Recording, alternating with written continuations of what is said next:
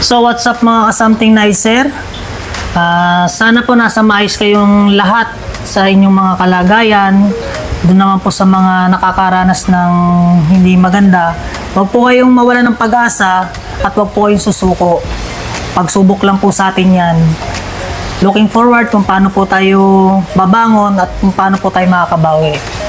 So i-update ko po kayo sa ating negosyo. Tuloy-tuloy pa rin po ito.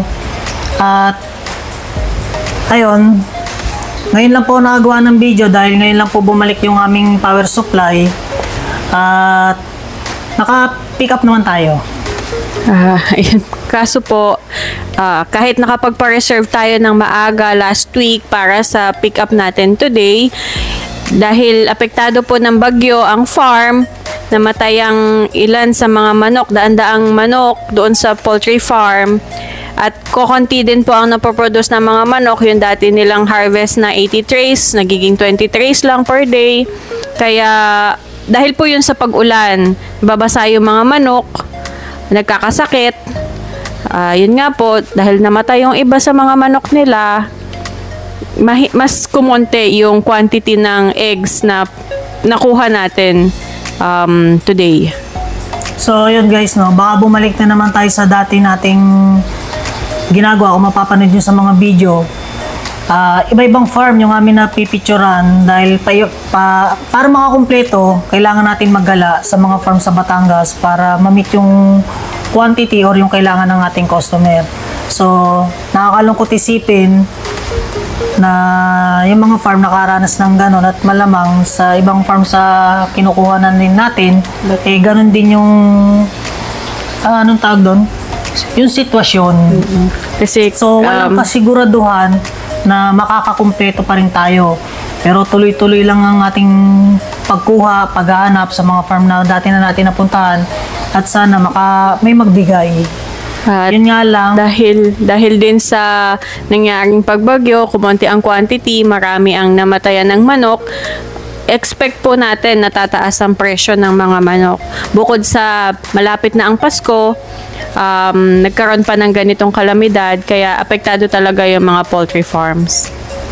Yan guys, expect natin yung egg, lahat ng produkto, fresh chicken, tataas po yan para makabangon ng ating mga may farm. So ngayon po, i-share ko lang po sa inyo, no. Meron kaming kapitbahay na nagmalasakit o ng magandang loob dahil itong nakaraan 3 araw na walang kuryente dito sa amin. Kahapon, nag-offer sila na kasi nakabreak na yung kuryente nila kahapon, na repair kaagad ng Meralco.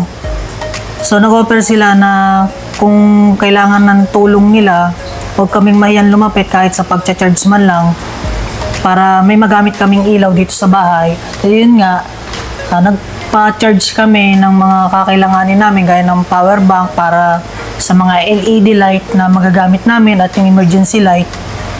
At ganoon na rin sa mga electric fan para may magamit yung anak namin.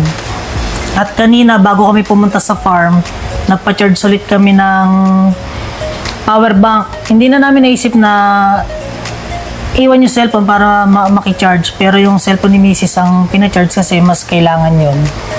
Kaya kanina, ngayon lang po ako naka fully charge at ngayon lang tayo gumawa ng video. At ngayon po samahan nyo kami para kunin yun. At nang makita nyo na hindi na naging biro yung naging sitwasyon namin.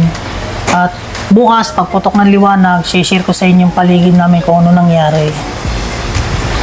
So, meron tayong mga ilang kuha ng pictures at kaunting video clips ng situation kahapon para dun sa before pa magkaroon ng mga clearing operations sa subdivision.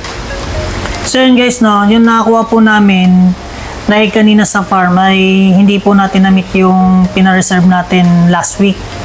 Ang kinaya lang nga po dahil nga nagkaroon ng hindi magandang pangyayari at namatayan ng mga manok ang farm, 136 trays lang ang ating nakuha. So napakalaki po ng kulang. Hindi po natin yun madideliveran yung iba nating customer, pero kailangan po natin gawa ng paraan na supplyan sila kasi company, kailangan ng tao, kailangan may mailuto. Ganon din sa iba nating produkto. cooking oil, yun lang po pala.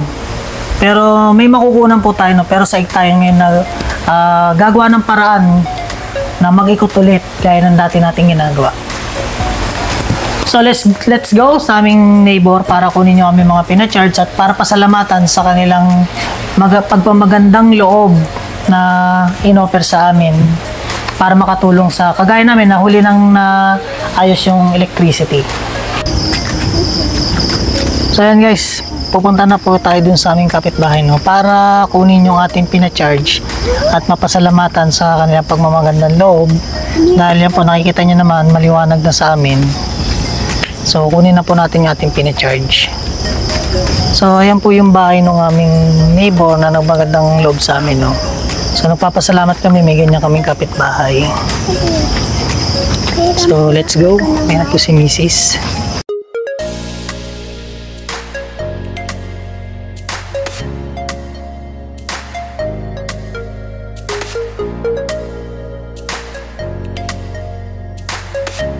So yan guys,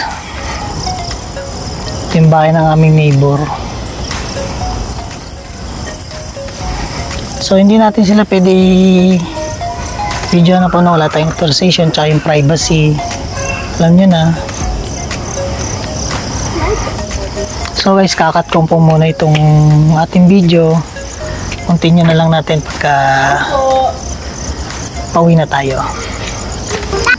So yan guys, nakuha na po namin yung aming pinacharge. Ano po, no? Mami, pakita mo yung ano. May sabi hindi. So yan po ang inilapit natin sa kanila. So nagpapasalamat kami sa neighbor namin na yan, no, na handang tumulong sa kanilang kapwa lalo't sa ganitong mga sitwasyon. So bukas, share ko naman po sa inyo yung nangyari sa aming lugar dito sa labas. Kailang video tayo nakunan, so sesend pa rin natin yan, i-upload.